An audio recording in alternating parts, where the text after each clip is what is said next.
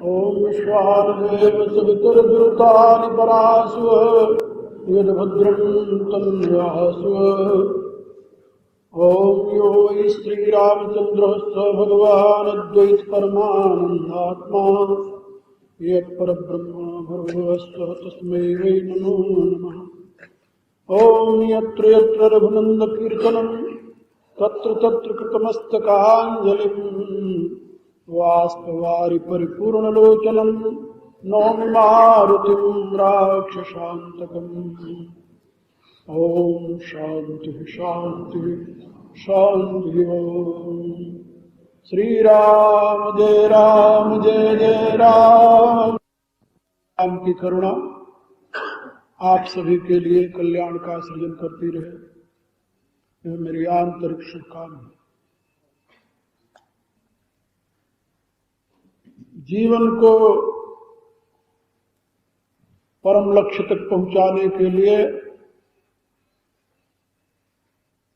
केवल शरीर रथ पर्याप्त नहीं,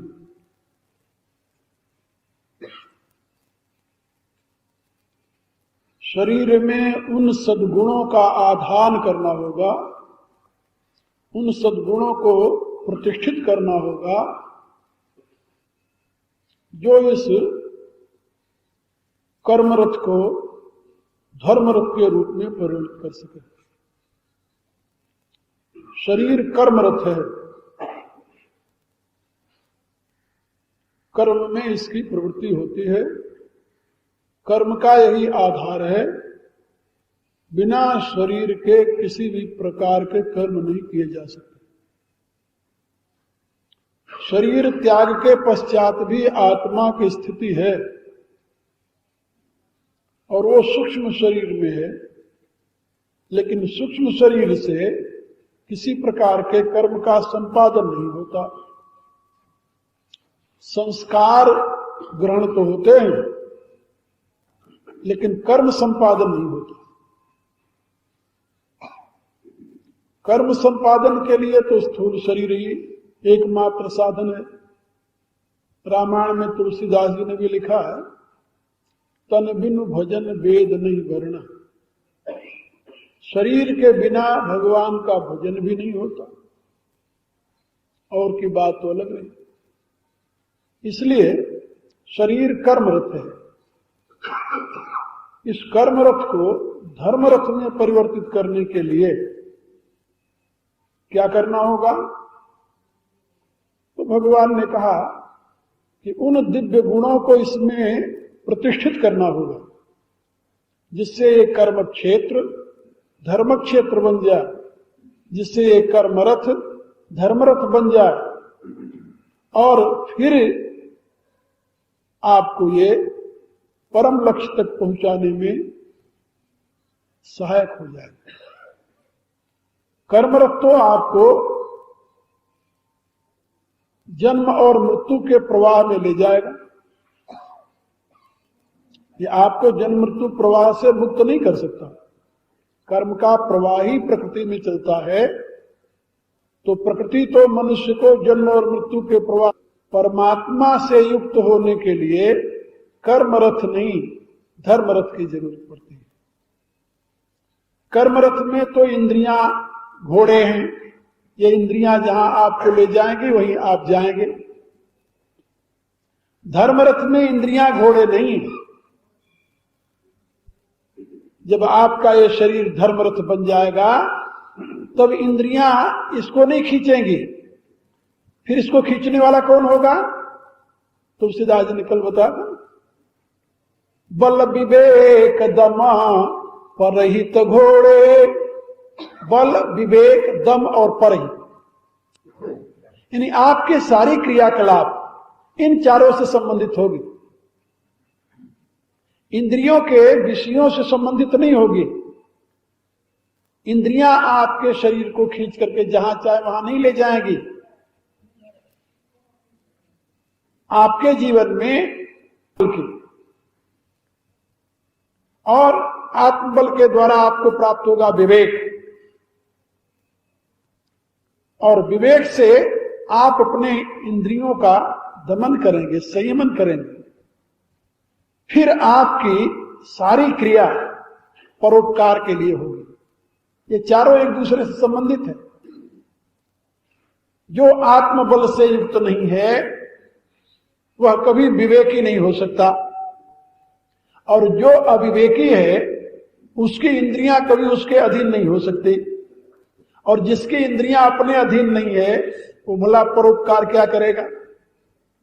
वो तो अपनी इंद्रियों की पूर्ति में ही लगा रहेगा। उसके लिए तो अपनी वासनाओं की पूर्ति ही जीवन का लक्ष्य हो जाएगा। अब कैसे जाना जाए कि ये व्यक्ति धर्मरथ पर सवार है या कर्मरथ पर? तो इसके लिए भगवान ने कहा एक ही लक्षण है कि वह जो कुछ कर रहा है वह अपने लिए कर रहा है या दूसरे के लिए। उसके जीवन में क्रिया जो हो रही है उस क्रिया का आधार क्या है? स्वार्थ है या परार्थ, परमार्थ? यदि स्वार्थ है तो वो कर्मरथ पर सवार है, धर्मरथ पर नहीं। और यदि परमार्थ है, परार्थ है, लोक कल्याणार्थ कर्म करना है, तब वो धर्मरथ पर सवार है। कर्मरथ उसका धर्मरथ बन चुका है। और ऐसे व्यक्ति के लिए ही परमात्मा का दरबार खुला हुआ होता है। ऐसा व्यक्ति ही परमात्मा तक पहुंच पाता है। इसलिए भगवान यहां बता रहे हैं, बल विवेक दम परहित घोड़े। ये 4 घोड़े होते हैं रथ में। का इंद्रिय रूपी घोड़े जहां बताए गए वहां तो इंद्रियां 5 हैं, और यहां पर गोस्वामी जी ने केवल 4 घोड़े गिनाए। उपनिषद में इंद्रियाणी हयान्याहु कहा गया है, तो वहां तो इंद्रियां 5 हैं, 5 नहीं 10 हैं। क्या वो 10 तो 5 कर्म इंद्रियां हैं ना, ज्ञान इंद्रियां 5 हैं, तो एक कर्म इंद्री के साथ एक ज्ञान इंद्री लगी रहती है, ऐसे समझ लो। तो 10 घोड़े हैं, जोड़े जुड़े हुए होते हैं और ये रथ को खींचते हैं। इसीलिए इस रथ का एक नाम और है, 10 घोड़ों से युक्त होने के नाते 10 रथ, ये भी एक नाम है इसका। तो यहां पर यह पूछा गया कि भाई 4 घोड़े क्यों बताए? का इंद्रियां जो हैं वो 5 प्रकार के विषयों में प्रवृत्त होती हैं, और जब धर्मरथ पर सवार होता है तो वहां विषयों से विरक्ति होती है, विषयों में नहीं दौड़ती इंद्रियां। फिर उसके लिए शास्त्र में 4 मुख्य बात बताई गई है, धर्म, ज्ञान, वैराग्य और ऐश्वर्य। धर्म, ज्ञान, वैराग्य और ऐश्वर्य, यही मनुष्य का प्राप्तव्य है, और उसी को प्राप्त करने के लिए मनुष्य का सारा प्रयत्न होता है। तो उस अवस्था में उसके जीवन को आगे बढ़ाने के लिए केवल 4 घोड़ों की जरूरत होती है, 10 की जरूरत नहीं होती। 10 को कंट्रोल करके इन 4 के हवाले अपने जीवन को कर देता है। जो 10 को कंट्रोल नहीं कर पाता वो इन 4 के हवाले अपने जीवन को नहीं कर सकता। इसलिए 10 इंद्रियों को कंट्रोल करके फिर वो आत्मबल द्वारा विवेक के प्रकाश में इंद्रियों को संयमित करते हुए संपूर्ण जीवन को परोपकार में लगा देता है। ये 4 उसके अवयव बताए, और उसकी सारी क्रिया इन्हीं 4 से संबंधित होती है।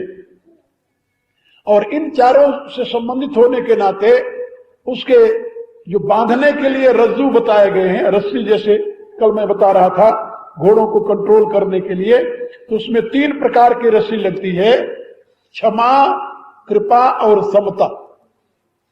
बल के साथ क्षमा की रस्सी लगी हुई है।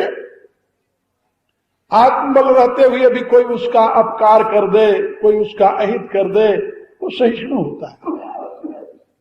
अपने अपकारी का वो कभी अपकार नहीं करता। कोई उसका अपकार कर दे, उसकी बुराई कर दे, उसका अहित कर दे, तो उसके बदले में शक्ति रहते हुए भी उसे वो कुछ नहीं कहता। यही तो क्षमा है। आप देखिए भगवान राम के जीवन में इन सारे गुणों की प्रतिष्ठा है। जो भगवान राम कहते हैं कि मेरे पास वो रथ है जिससे विजय किया जाता है, तो समय 9 दिन में तो क्या हम इसकी व्याख्या सारी सुनाएं। भगवान राम के जीवन में इन सारे गुणों की प्रतिष्ठा है। वहां पर शूरता भी है, धीरता भी है, सत्य भी है, शील भी है, बल है, विवेक है, दम है, परहित है, वहां पर क्षमा है, कृपा है, समता है, ये सारे गुण राम में विद्यमान है। और इन सबको एक एक करके बताया जा सकता है रामायण में भगवान ने अपने जीवन में कौन से गुण का कहां पर प्रकाश किया है, और उसको आप लोग समझ सकते हैं। तो यहां पर जो मैं आप लोगों को बता रहा हूं उसको ध्यान दीजिए। क्षमा और कृपा दोनों में क्षमा बल के साथ लगी हुई है रस्सी, और कृपा रूपी रस्सी जो है वो विवेक के साथ। विवेकी यदि कृपालु नहीं है तो उसका विवेक निरर्थक है। आप बहुत ज्ञानवान हैं लेकिन किसी दुखिया के दुख को दूर करने में आपकी प्रवृत्ति नहीं है, तो आपका विवेक दो कौड़ी का है, किस काम का है। ऐसे विवेक से लोगों को क्या लाभ है। और न तो आप अपना कल्याण कर सकते हैं न दूसरे का ही। इसलिए विवेक के साथ कृपा। कृपा क्यों कहा, कल मैंने बताया था। कृपा में 2 शब्द जुड़े हुए, क्री और पा। पा माने होता है रक्षण, पारक्षणे धातु है व्याकरण में, इसी से पिता शब्द बनता है, पति शब्द बनता है, पत्नी शब्द बनता है, सब इसी धातु से बनते हैं। और सबका प्राय अर्थ एक होता है। उसका अर्थ होता है रक्षण, रक्षा करना। और क्री माने होता क्रिया।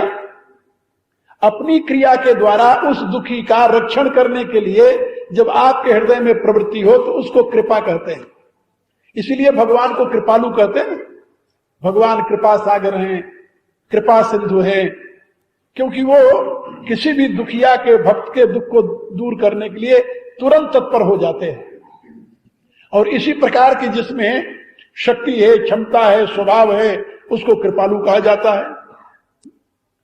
तो क्षमा माने शक्ति रहते हुए, सामर्थ्य रहते हुए दूसरे के किए हुए अहित को सह लेना, अपकार को सह लेना, उसके बदले में अपकार न करना। लेकिन ये बात याद रखना, यहां पर अपने प्रति किए हुए अपकार को सहना, दूसरे के प्रति नहीं।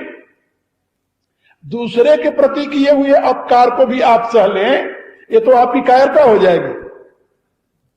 यहां हमारे यहां जो इन धर्मों का उपदेश दिया गया वो गलत दिया गया। क्षमा करना शत्रु पर, लेकिन किस शत्रु पर? जो अपना हित कर रहा है, जो देश का हित कर रहा है, उसके लिए क्षमा के लिए कोई स्थान नहीं है। जो धर्म का हित कर रहा है उसके लिए क्षमा के लिए कोई स्थान नहीं है। जो एक निर्बल का हित कर रहा है उसके लिए क्षमा के लिए कोई स्थान नहीं है। जो दूसरे को दुख पहुंचा रहा है उसके लिए क्षमा के लिए कोई स्थान नहीं है। राम के जीवन में भी उसके लिए क्षमा के लिए कोई स्थान नहीं है।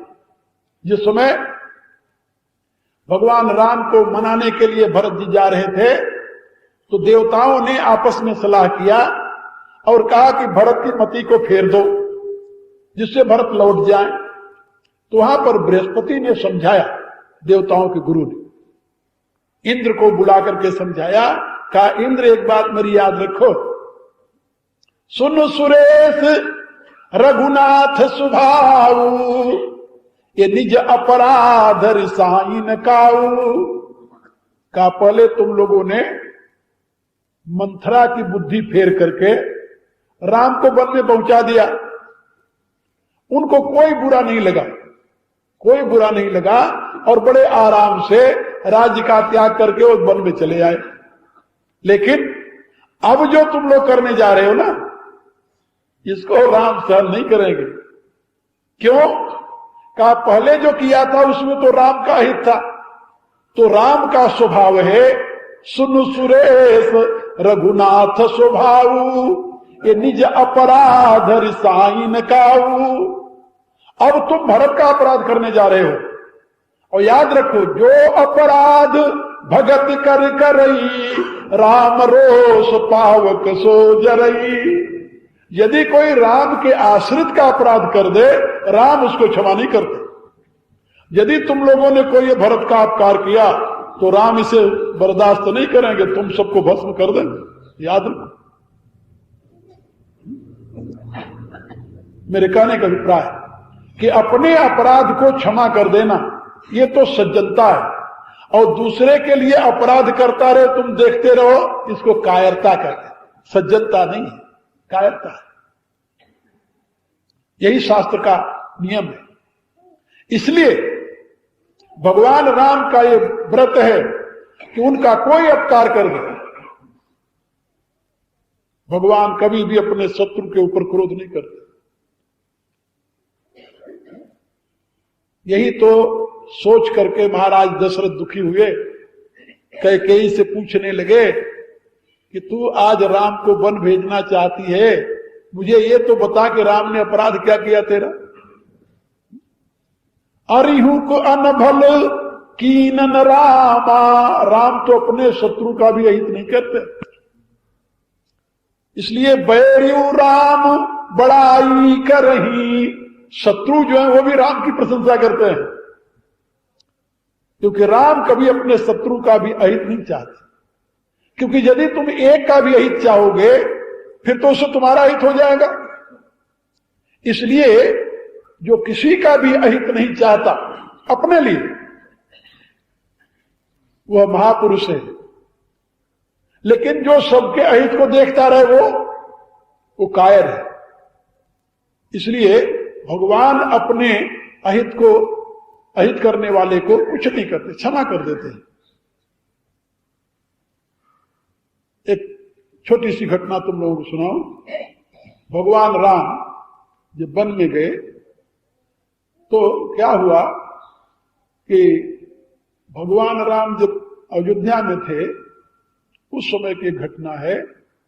एक दिन वो पतंग उड़ा रहे थे, पतंग उड़ाते उड़ाते वो पतंग की डोरी ढीली करते चले गए। वो पतंग देवलोक में पहुंच गई। देवलोक में पहुंची तो उस समय इंद्र का पुत्र है जयंत, उसकी स्त्री थी। उसने जब देखा तो पतंग को पकड़ लिया। पकड़ करके वो सोचने लगी कि जिस पुरुष का पतंग इतना सुंदर है वो पुरुष कैसा होगा। तो पतंग मैं पकड़ लूंगी तो पुरुष आएगा, जिसका पतंग यहां तक आया वो आ सकता है। तो पतंग पकड़ लिया उसने। फिर अब भगवान डोरी खींच रहे थे, जान गए वो, तो उन्होंने हनुमान जी से कहा कि भाई पतंग किसी ने पकड़ लिया है हमारी, तुम जाकर देखो कौन है। तो हनुमान जी उन दिनों भगवान के पास ही रहते थे। जब भगवान बच्चे थे तो बच्चेपन में हनुमान जी उनके साथ ही रहा करते थे, छोटे से बंदर का रूप बना करके। उसमें लिखा है गीतावली रामायण में कि जब भगवान बच्चे होकर खेलने लगे तो हनुमान जी ने कहा मैं इतने दिन तक तो इंतजार करता नहीं, भगवान जब वन में आवे तो मैं उनके साथ जाऊं, तो ये नहीं होगा। तो शंकर जी बन गए मदारी। तो शंकर जी से कहा कि आप मदारी बनो। भगवान शंकर मदारी बन गए और हनुमान जी छोटे से बंदर बनकर पहुंच गए अयोध्या में। और जब डुगडुगी बजाया तो भगवान के कान में आवाज गई, तो भगवान ने कहा कि हमें वो बंदर चाहिए। तो जब वहां पर देखा तो वो रोने लगे, हमें ये बंदर चाहिए। तो उन्होंने कहा कि भाई महाराज दशरथ ने भैया मदारी से भाई जो पैसा लेता है ले ले, बंदर हमें दे दे। पहले तो उन्होंने भगवान शंकर ही थे मदारी के रूप में, उन्होंने नहीं कहा, लेकिन बाद में उन्होंने दे दिया। लाए इसीलिए थे। तो हनुमान जी उनके साथ ही रहने लगे छोटे बंदर के रूप में। तो जब तक वो विश्वामित्र के साथ नहीं गए थे तब तक हनुमान जी राम के साथ ही रहे छोटे बंदर के रूप में। तो उन्होंने कहा कि जाकर तुम देखो किसने मेरे इसको पकड़ा है। तो हनुमान जी जब वहां गए देखा तो जयंत की स्त्री ने पकड़ रखा था। तो उन्होंने कहा कि भाई तुम ये पतंग क्यों पकड़े हो। कहा मैं उस पुरुष का दर्शन करना चाहती हूँ।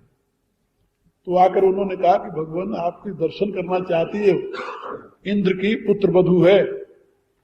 तो उन्होंने कहा कि उससे कह दो कि मैं अभी नहीं, जब मेरा वनवास होगा तो वन में वो आकर के मेरा दर्शन कर सकती है, यहां नहीं। यहां ऐसे आने से सारा ऐश्वर्य खुल जाएगा।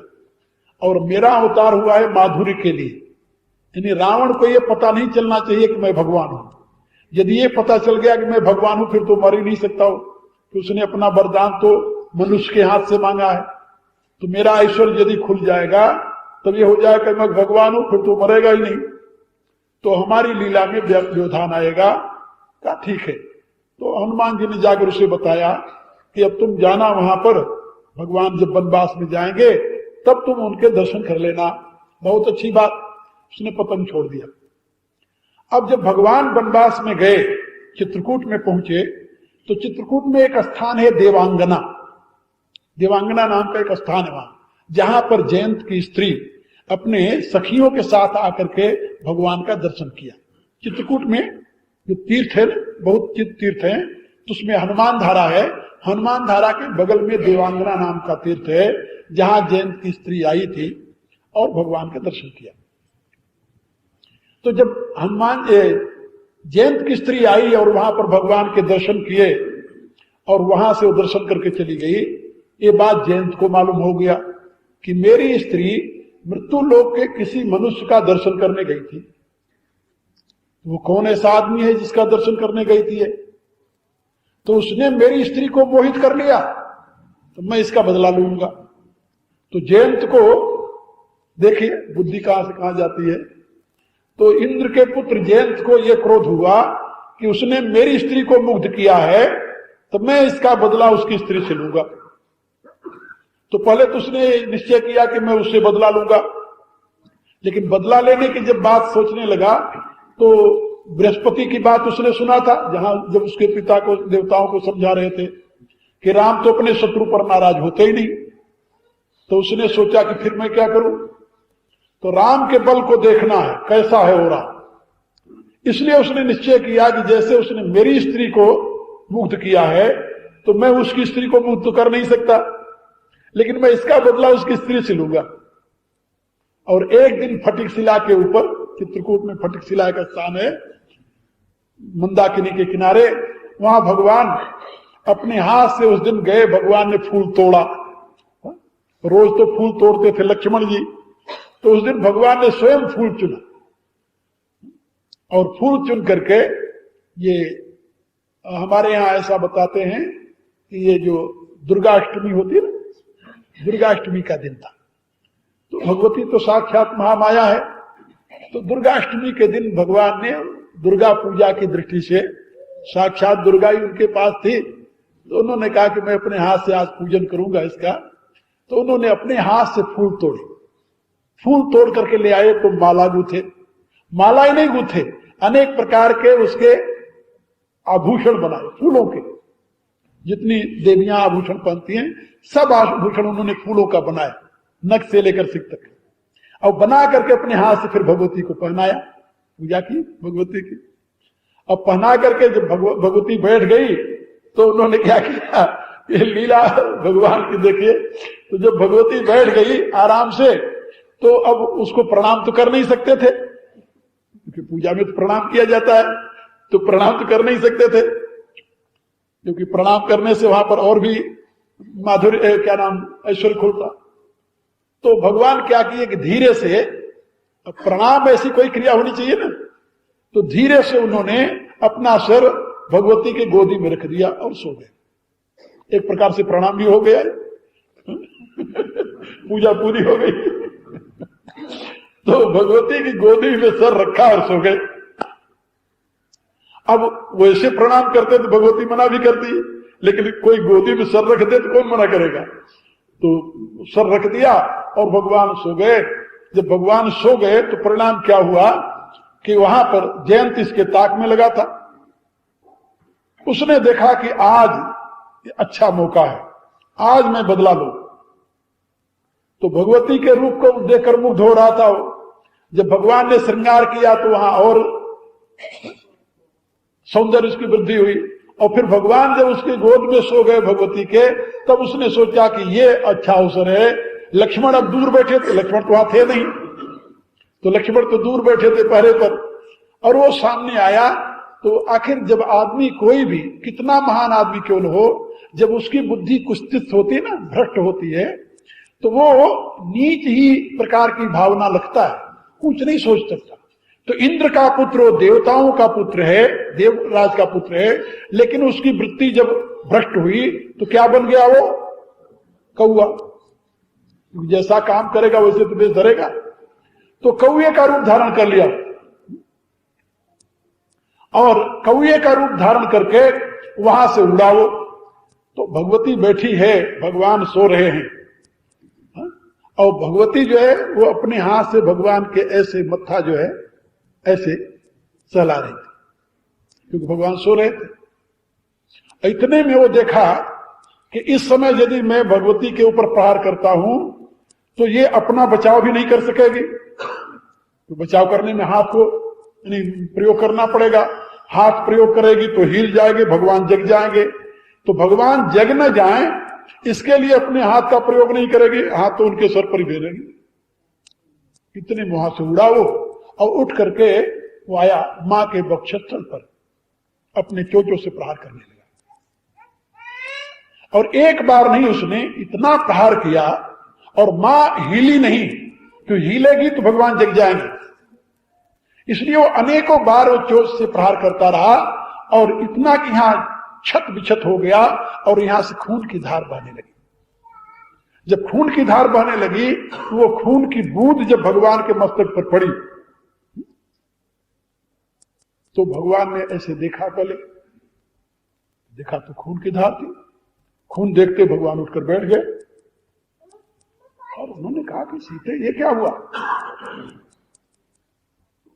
भगवती मौन थी, जानती थी कि ये भगवान किसी के अपराध को सहन नहीं करेंगे। अब उसने यदि सोचा यदि मैं बताती हूं कि ये है आदमी तो ये देवता का पुत्र है, भगवान का अवतार हुआ है असुरों का वध करने के लिए। काम तो किया है इसने असुरों का ही, लेकिन इसका वध करना उचित नहीं है, इसलिए भगवती मौन है। भगवान बार बार पूछते हैं बताए किसने मारा, किसने किया? भगवती कुछ नहीं बोली, मौन। वाल्मीकि ने लिखा है कि जब भगवान बहुत तड़प रहे और चारों तरफ देखने लगे तो वो देखो इतना दुष्ट वृत्ति का था कि तो भगवान का बल देखना चाहता था, इसलिए वो सामने बैठा हुआ था और उसकी चोंच से खून गिर रहा था। जो खून लगा था उसकी चोंच में लगा हुआ था, तो वो देखा। देख करके भगवान समझ गए कि इस दुष्ट ने ऐसा किया है। उन्होंने फिर विचार किया कि क्या करें। धनुष के ऊपर बाण चलाकर मारते हैं तो बाण तो उनका अमोघ है, बाण तो खाली जाएगा नहीं, और इसको मार नहीं सकते। फिर उन्होंने नकली धनुष बनाया सीख का, और फिर सोचा कि ऐसे दुष्ट के लिए मैं अपने धनुष को क्यों प्रयोग करूं। तो सीख उठाई, सीख का धनुष बनाया और सीख उठाकर बाण बनाकर के उसे मार दिया। अब वो सीख धनुष सहायक संधाना, तुलसीदास लिखते हैं सीख का ही धनुष और सीख का ही बाण बनाकर मार दिया उसे। और प्रेरित ब्रह्म मंत्र ब्रह्म सरधावा, अब वो तो ब्रह्मास्त्र बन गया। सीख है तो क्या हुआ, लेकिन मंत्र से प्रेरित होकर ब्रह्मास्त्र बन गया और वो सारी दुनिया में घूमने लगा। कहीं शरण नहीं मिला उसे, कहीं शरण नहीं मिला। भगवान अपने शत्रु को क्षमा कर देते हैं, लेकिन भक्त के शत्रु को क्षमा नहीं करते। अब जब उसको कहीं शरण नहीं मिला, पिता ने कह दिया कि मेरे यहां तेरी कोई जरूरत नहीं है। ब्रह्मा ने कहा, शिव ने कहा, लोकपालों ने कहा कि मैं तुम्हारी रक्षा नहीं कर सकता, राम से तुम्हारी रक्षा कौन करेगा। फिर महात्मा नारद मिल गए। नारद देखा विकल जयंता, लागी दया कोमल चित संता। अब कुछ कर तो सकते नहीं थे, दया आई उनको। ये दया जो है संत का सहज स्वभाव है। तो अब वो कहने लगा कि बताओ मेरी रक्षा कैसे हो। कहा दुनिया में कोई तेरी रक्षा नहीं कर सकता। कहा तो फिर कहा वहीं जा जिसका अपराध किया है। उस भगवती के चरणों में यदि तू गिर जाएगा तो भगवती तुम्हें क्षमा कर देगी, और यदि भगवती क्षमा कर देगी तो भगवान तेरा वध नहीं करेंगे। तो वाल्मीकि जी लिखते हैं और तुलसीदास जी ने भी लिखा। तुलसीदास जी ने तो लिख दिया, पठवा तुरत राम पहिताही, तुम जल्दी राम के पास चले जाओ, वहां जाकर उनके चरणों में गिर पड़ो, त्राहिमाम करो। भगवान जो है वो अपने शरणागत का वध नहीं करते, उसकी रक्षा करते हैं। वाल्मीकि जी क्या लिखते हैं? वो लिखते हैं कि नारद जी ने कहा कि जाकर के भगवती के चरणों में गिरना तुम, क्योंकि अपराध भगवती का किया है। राम के चरणों में गिरोगे तो नहीं क्षमा करेंगे, तो उनके अपराधी तुम नहीं हो। तो आकर के भगवती के चरणों में गिर गया। जब भगवती के चरणों में गिरा तो वाल्मीकि जी लिखते हैं भगवती ने उसको उठाकर उसके सर को भगवान के चरण में रख दिया। भगवान ने कहा कि मैं पूरा क्षमा तो नहीं करूंगा, दंड इसे अवश्य दूंगा, लेकिन इसका वध नहीं करूंगा। तुलसीदास लिखते हैं कि नमोह बस द्रोह यद्यपि ही कर बध उचित, प्रभु छाड़ो करि छोह को कृपाल रघुवीर सम। यद्यपि उसने ऐसा अन्याय किया था कि वध का काम किया था, फिर भी भगवान ने भगवती की प्रार्थना से उस पर दया कर दी और उसको एक नयन कर तजाब भवानी, उसकी एक आंख फोड़ दी। कहा मेरा अमोघ बाण व्यर्थ नहीं जाएगा। तो मैं आप लोगों को यह बता रहा था कि भगवान अपने शत्रु को क्षमा कर देते हैं, लेकिन जो कोई दूसरे का अपराध करता है उसको भगवान क्षमा नहीं करते। क्षमा भूषण है। जब तक कोई व्यक्ति आपको डायरेक्ट कष्ट पहुंचा रहा है क्षमा कर दो उसे, लेकिन क्षमा दूषण बन जाती है। कब दूषण बनती है? जब आप अपने धर्म पर अत्याचार करने वाले, अपने देश पर अत्याचार करने वाले, अपने समाज पर अत्याचार करने वाले और अपने यानी निर्बल लोगों पर अत्याचार करने वाले को क्षमा करने का नाटक करते हैं। वो क्षमा नहीं, वो कायरता है। भगवान राम ने स्वयं कहा है रामायण में, रिपु पर कृपा परम कदराई। शत्रु के ऊपर कृपा करना कायरता है। इसलिए बल, विवेक, दम, परहित, ये 4 घोड़े हैं और उनको बांधने के लिए बताया कि क्षमा,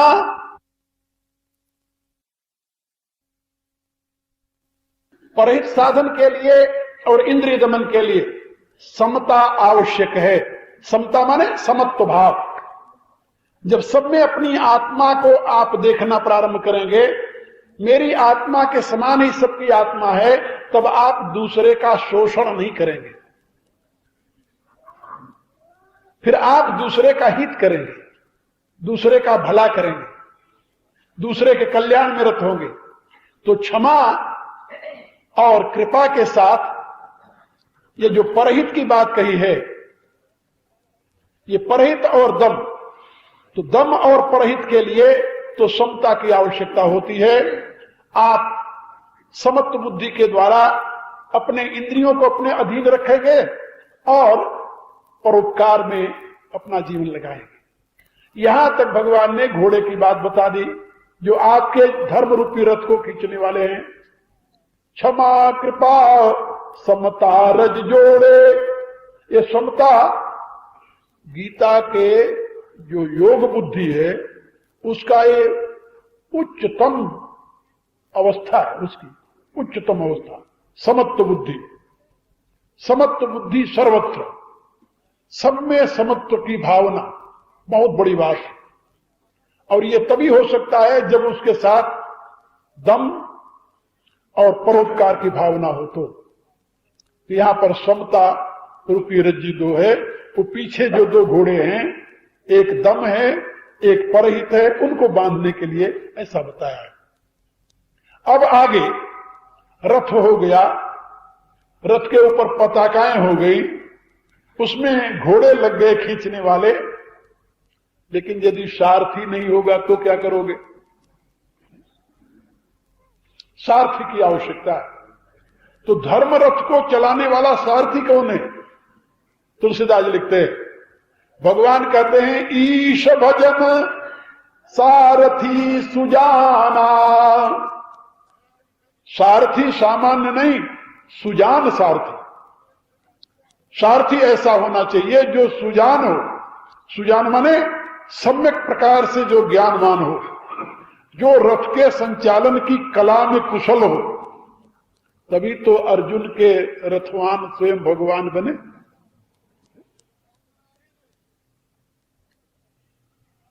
अलग अलग रथ का रूपक जहां जहां बताया गया है, वहां अलग अलग, जहां पर प्रणव को रथ बताया गया वहां भगवान स्वयं सारथी है। अर्जुन के रथ का रूपक जहां बताया वहां भगवान स्वयं सारथी है। और जहां पर वेद में रथ का रूपक बताया गया है वहां पर बुद्धि सारथी है। बुद्धि तो सारथी बुद्धि। और यहां पर भगवान सारथी नहीं है। धर्मरथ में भगवान सारथी नहीं, भगवान की भक्ति सारथी है। ईश भजन सारथी सुजाना। धर्मरथ है तो धर्म तो गुणात्मक है, जैसा मैंने पहले दिन बताया आपको। अब इस गुणात्मक धर्म में ईश भजन जो है, भगवान शंकर की जो भक्ति है, यहां ईश शब्द का प्रयोग भगवान शंकर के लिए हुआ है, याद रखना।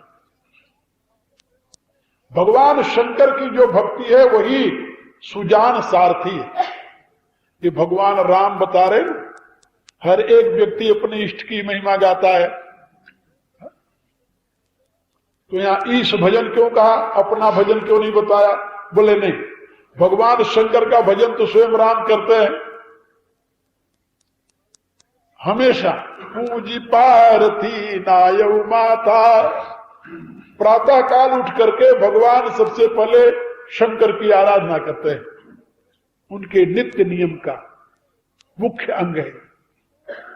और जैसे आज भी कोई जब बड़ा काम करता है तो सबसे पहले अपने इष्ट की आराधना करता है, ऐसे भगवान ने जब समुद्र के ऊपर पुल बांधा तो पुल बांधने के पश्चात उन्होंने क्या किया, वो दिव्य जगह को देख करके भगवान ने निश्चय किया कि यहां पर हम भगवान शंकर की स्थापना करेंगे। करी हूं यहां शंभुथापना, मोरे हृदय परम कल्पना। तो भगवान ने कहा कि मैं यहां पर शंकर की स्थापना करूंगा। शंकर की स्थापना करने का उन्होंने ऐसा क्यों नियम लिया? इसलिए कि वो उनके इष्ट हैं। अयोध्यापुर वासियों को समझाते हुए भगवान ने कहा, जहां पर मोक्ष का मार्ग बताते हैं अयोध्यापुर वासियों को, वहां पर भी भगवान कहते हैं, और एक गुप्त मत सबई कहूं कर जोरी, शंकर भजन बिना नर भगति न पावई मोरी। कहा जब तक कोई मनुष्य भगवान शंकर की भक्ति नहीं करता, शंकर की आराधना नहीं करता, तब तक मेरी भक्ति नहीं पा सकता। मेरी भक्ति को प्राप्त करने के लिए भी भगवान शंकर की आराधना आवश्यक है। इसलिए ब्रह्म पद को प्राप्त, भक्ति माने ब्रह्म पद को प्राप्त करना। भक्ति का परिणाम वही है, ब्राह्मी स्थिति को प्राप्त करना। ब्राह्मी स्थिति से ही भक्ति प्राप्त होती है। ब्रह्मभूत प्रसन्नात्मा न सोचत न कांक्षति, समः सर्वेषु भूतेषु मद भक्ति लभते परा। तो उस भक्ति पद को प्राप्त करने के लिए भी मनुष्य को भगवान शंकर की आराधना करनी। यहां पर बता रहे ईश भजन सारथी सुजाना। ये सृष्टि का सारा कार्य उस ईश्वर के ही अधीन है। पतंजलि ने कहा है वह ईश्वर जो है वो पूर्वे शामपि गुरु काले नानवच्छेदा। वो पूर्व में जो हो गए उनका भी वो गुरु है। रामायण में आप लोग पढ़ते हैं, तुम त्रिभुवन गुरु वेद वखाना, आन जीव पामर का जान। आप त्रिभुवन के गुरु हैं।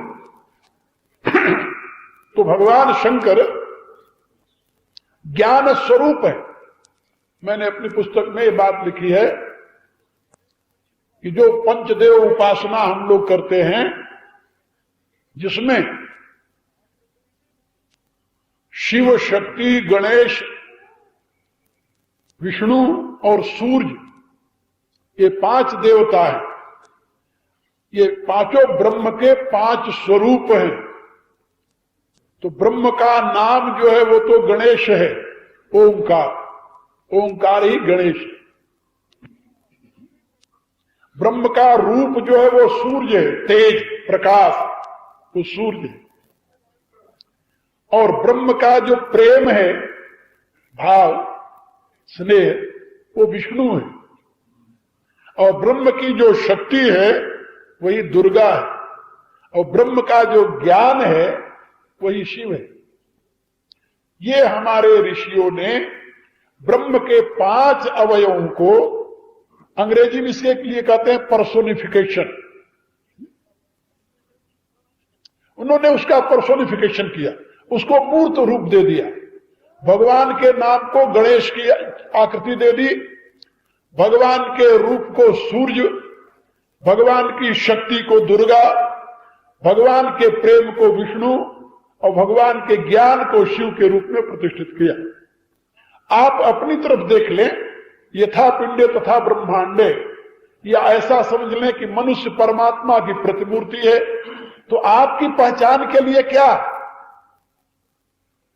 आपकी पहचान के लिए, आपके व्यक्तित्व को जानने के लिए क्या आधार है? यही 5। आपका नाम है, आपका रूप है, आपके प्रेम है, अंदर का प्रेम भाव है, आपकी शक्ति है और आपका ज्ञान है। कोई छठी बात हो तो भी बता दो मुझे। एक छठी बात है जिससे मैं जाना जाता हूं। इन्हीं 5 के द्वारा आप जाने जाते हो और इन्हीं 5 के द्वारा परमात्मा जाना जाता है। इसलिए हम सनातनी पंचदेव उपासना करते हैं। पंचदेव उपासना माने इन 5 में से किसी एक को पकड़कर परमात्मा तक पहुंचना। तो इन 5 में से कोई आपको, यानी आपके इन 5 में से कोई एक का आश्रय ले तो क्या आप तक नहीं पहुंच सकता? क्या पहुंच जाएगा। आपको लोग जानते हुए जब आते हैं, सबसे पहले तो आपका नाम जानते हैं, फिर आपकी शक्ल देखते हैं, रूप हो गया, फिर आपकी बातचीत में आपकी शक्ति का पता चलता है कि आप कितने शक्तिशाली हो, फिर आपके ज्ञान का पता चलता है कि आप कितने ज्ञानवान हो। और इन सबसे जो महत्वपूर्ण बात है, इन चारों को तो आम जनता देख सकती है, जान सकती है, लेकिन जो आपके अंदर का प्रेम है उसको तो कोई कोई पाता है, सब नहीं पाता। ज्ञान सबके लिए है, बल सबके लिए है, नाम रूप सबके लिए है, लेकिन प्रेम तो सबके लिए नहीं होता ना। इसीलिए हमारे यहां ऐसी बात समझाई जाती है कि जो भगवान शंकर की आराधना है सबके लिए, कोई भी करो। जो ज्ञान है तो परमात्मा का, स्त्री हो, पुरुष हो, बच्चा हो, बूढ़ा हो, पवित्र हो, अपवित्र हो, कैसा भी हो, भगवान शंकर की आराधना करने का अधिकार सबको। परमात्मा का ज्ञान हो तो सबके लिए। इसी रूप से परमात्मा की शक्ति भी सबके लिए है। भगवती के यहां भी कोई किसी प्रकार का प्रतिबंध नहीं, सब उसकी आराधना कर सकता है। और नाम रूप तो सबके लिए है ही। सूर्य सबको अपना प्रकाश दे रहा है और परमात्मा का नाम सबके लिए सुलभ है। लेकिन परमात्मा का जो प्रेम है, प्रेम, वो तो कोई कोई प्राप्त कर पाता है। इसीलिए भगवान ने कहा कि मेरी भक्ति जो है वो कोई कोई पाता है। तुलसीदास जी ने अपनी रामायण में लिखा है, कहूं कहूं वृष्टि सारदी थोरी, को एक पावो भगत जिमि मोरी। का शरद ऋतु में कहीं कहीं वर्षा होती है, सब जगह नहीं होती। कोई भाग्यशाली क्षेत्र होता है तो वहां वृष्टि हो जाती है। इसी रूप से भगवान कहते कोई एक मेरी भक्ति को प्राप्त कर पाता है, सब नहीं भक्ति प्राप्त कर पाते। भक्ति भगवान की प्राप्त करने का अभिप्राय भगवान के प्रेम को प्राप्त करना। तो भगवान के प्रेम को प्राप्त करने के लिए तो बड़ा बलिदान करना पड़ता है। सबई कहावत राम को, सबई राम की आस, जाको हरि अपना कहें तई भज तुलसीदास। तो प्रभु के प्रेम को पाना बड़ा कठिन होता है। तो मैं आप लोगों को ये बता रहा था कि वहां पर भगवान शंकर को प्रभु का ज्ञान बताया गया। ब्रह्म का जो ज्ञान मूर्त रूप हुआ है वो शिव है, इसीलिए उनका नाम शिव है। शिव माने शंकर माने शम करोति शंकर, जो दुनिया का कल्याण करे। तो कल्याण तो ज्ञान से होता है, ज्ञान से ही कल्याण होता है, अज्ञानी का कल्याण कहां से होगा। इसलिए भगवान शंकर ज्ञान स्वरूप है और यहां पर ज्ञान की उपासना करने वाला ही भगवान राम बता रहे हैं कि ये धर्म रूपी रथ को चलाने वाला ईश भजन है। ईश भजन सारथी सुजाना, ये सुजान सारथी है, भगवान शंकर की भक्ति है, ज्ञान की उपासना है। जो ज्ञान की उपासना करेगा वही धर्मरथ पर सवार होकर के आगे जा सकता है, अज्ञानी धर्मरथ पर सवार नहीं हो सकता। ये बात याद रखो। ईश भजन सारथी सुजाना, सुजान कहा, सुजान माने सम्यक प्रकार से जानने वाला।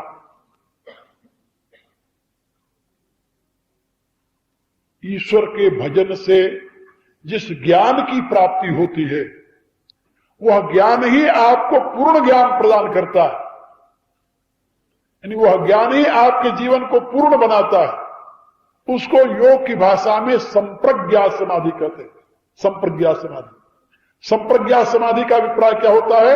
सम्यक प्रकारेण ज्ञात, यानी जिससे आप पूरे रूप से जान लें। कोई भी दुनिया की वस्तु आपके लिए अज्ञात नहीं होगी। कारण को जान लिया, कार्य का बोध हो गया, और यह ईश्वर भजन से हो। तुलसीदास जी ने रामायण में बहुत स्थानों पर ईश भजन की महिमा का गान किया है और उन्होंने यह भी बताया कि यदि कोई गृहस्थ अपने जीवन को सुखमय समृद्धिमय बनाना चाहता है तो उसे भगवान शंकर की ही आराधना करनी चाहिए और उसके लिए कोई दूसरा उपाय नहीं है। एक जगह उन्होंने यहां तक लिखा कि चातक रटत तृषा अतिओही, जिम सुख लहई न शंकर द्रोही। जो भगवान शंकर की आराधना नहीं करता उसको सुख नहीं मिल सकता। भगवान शंकर ज्ञान स्वरूप हैं। आप लोग ये जानते हो, ज्ञान से ही धन मिलता है, ज्ञान से ही बल मिलता है, ज्ञान से ही इज्जत मिलती है, ज्ञान से ही समाज में प्रतिष्ठा होती है। जहां ज्ञान नहीं है वहां सब कुछ है तो नहीं के बराबर है, और जहां सब कुछ है, सब कुछ नहीं है, केवल ज्ञान है, वो महान है। ये तो आप लोग देखते हो ना, बाप दादों ने मेहनत करके धन कमाया, एक अज्ञानी बालक पैदा हुआ तो सब नाश कर देता है। और कुछ नहीं है परिवार में, बाप दादों ने धर्म कमाया, धर्म, उस धर्म के परिणाम से एक कोई पुत्र पैदा हुआ, धर्मात्मा ज्ञानवान हुआ तो उस कुल को उजागर कर देता है। इसलिए जीवन का सारा वैभव ज्ञान के ऊपर अवलंबित है। आपका लोक और परलोक दोनों ज्ञान के ऊपर अवलंबित है। उसका लोक भी नहीं बनता, परलोक तो बहुत दूर की बात है जिसके पास ज्ञान नहीं है। इसलिए ईश भजन जो है वो ज्ञान की साधना है। तो तुलसीदास जी कहते हैं कि ईश्वर भक्ति, भगवान शंकर की आराधना जो है यही सुजान सारथी है। धर्म रूपी रथ को आपके जीवन लक्ष्य तक पहुंचाने के लिए भगवान शंकर की आराधना परम आवश्यक है, परम आवश्यक। और भगवान शंकर इतने दयालु है, इतने दयालु। मैंने भगवान शंकर की स्तुति लिखी, 111 छंद लिखे। नित्य पाठ के लिए, जो भगवान शंकर की आराधना करने वाले हैं उनके नित्य पाठ के लिए मैंने लिखा है 111 छंद। उसका नाम है शिव शतक। तो शिव शतक में मैंने अपनी अनुभूति लिखी, भगवान शंकर की आराधना, भगवान शंकर क्या है, शिव तत्व क्या है, इसका छंदों में मैंने लिखा है और अपनी अनुभूति लिखा है। और ये मेरा अपना अनुभव है कि यदि आप कपट रहित होकर, छल रहित होकर भगवान शंकर की आराधना करें तो कोई ऐसी वस्तु नहीं है आपके लिए जो उपलब्ध न हो जाए, इसमें कोई संदेह नहीं है। एक पद में मैंने संकेत किया है कि यदि भगवान शंकर से एक फल की याचना करें तो इतने उदार हैं कि वो आपको 4 फल दे देते हैं। एक फल याचक को 4 फल देते हैं। एक फल की याचना करें तो 4 फल आपको देने के लिए तैयार रहते हैं, धर्म, अर्थ, काम और मोक्ष। धर्म, ज्ञान, वैराग्य और ईश्वर, इतने दयालु हैं। और मैं सही बताऊं, मैंने विभिन्न अवस्थाओं में विभिन्न देवताओं की आराधना की। हमारी उपासना में भगवान शंकर की आराधना भी एक मुख्य रही और इतने शीघ्र द्रवित होने वाले कोई दूसरा आपको देव नहीं मिलेगा। यहां पर भगवान राम स्वयं भगवान शंकर की आराधना का निर्देश दे रहे हैं। ईश भजना सारथी सुजाना, आपका सुजान सारथी जो होगा वो ईश्वर की भक्ति होगी। अब आपके घोड़े हो गए, रथ हो गया, सारथी भी हो गया, लड़ोगे किससे? शत्रु से तो लड़ना होता है, तो लड़ने के लिए आपके पास अस्त्र शस्त्र भी तो होना चाहिए। भगवान कहते हैं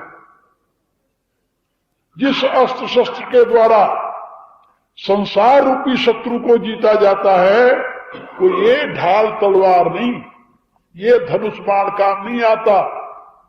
का तो फिर भगवान कहते हैं बीरति चरम संतोष कृपाना, वहां पर तो वैराग्य रूपी ढाल और संतोष रूपी तलवार होनी चाहिए।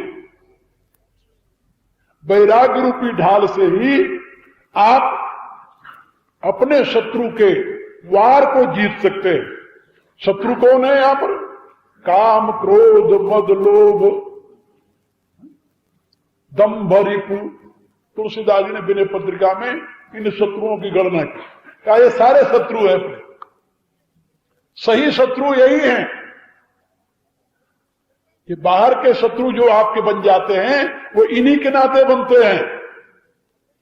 शास्त्रकारों ने लिखा है न कश्चित कश्चित मित्रम न कश्चित कश्चित रिपु व्यवहारे न जाने तू मित्राणि रिपुवस्थ था। आप अपने व्यवहार से अपने भाई को भी शत्रु बना लेते हैं और आप अपने व्यवहार से जो कुलों से शत्रुता चली आ रही उनको भी अपना मित्र बना लेते हैं।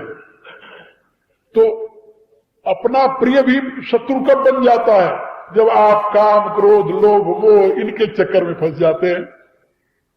और शत्रु भी मित्र कब बन जाता है? जब आप में उदारता, क्षमा, सौशील्यता आदि सद्गुण आ जाते हैं तो शत्रु भी आपका अपना बन जाता है।